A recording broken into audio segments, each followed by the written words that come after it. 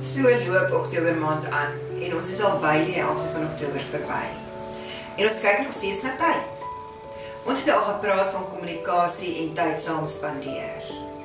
Nou wil ek spesifiek vandag praat oor tyd saam spandeer en net tyd deel. Dis nie dieselfde ding nie. En hier is manne nogal baie keer die skuldig is om te dink, wanneer jy en jou vrou saam in dieselfde tyd iets doen, dan het julle tyd saam spandeer. Ek kan jou verseker, meneer, sy dink nie so nie. Kom ons kyk gou. Jy kyk rugby en sy staan nie regtig belang in rugby nie. Dit werk so in ons huis. Net om by jou te wees, sal sy langs jou sit of op jou skoot lê en 'n boek lees. Sy stel glad nie belang in wat die bokke nou op die veld gaan doen nie. Maar jy stel belang. Sy wil by jou wees as sy lees haar boek. Dit is in dieselfde tyd saam wees. Dis nie tyd saam spandeer nie, want jy is nie op haar gefokus nie. Jy is nie op haar behoeftes ingestel nie. Jy kommunikeer nie eers met haar nie. Jy sien net die man op die veld.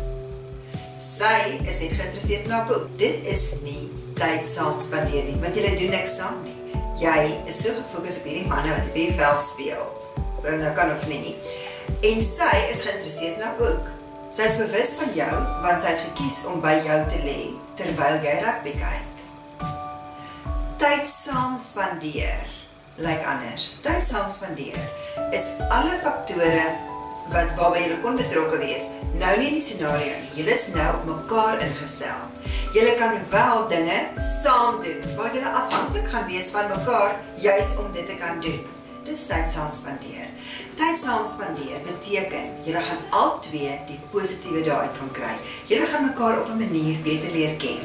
Julle gaan mekaar se manier van doen beter leer ken. Julle gaan mekaar op nuwe maniere ontdek.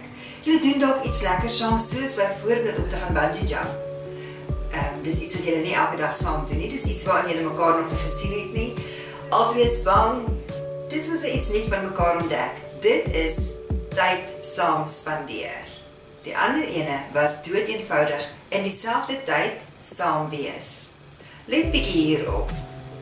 Met Desember wat aan die kom is, fokus daarop dat julle hierdie tipe tyd saam met mekaar spandeer, want niks anders tel nie behalwe jou maat.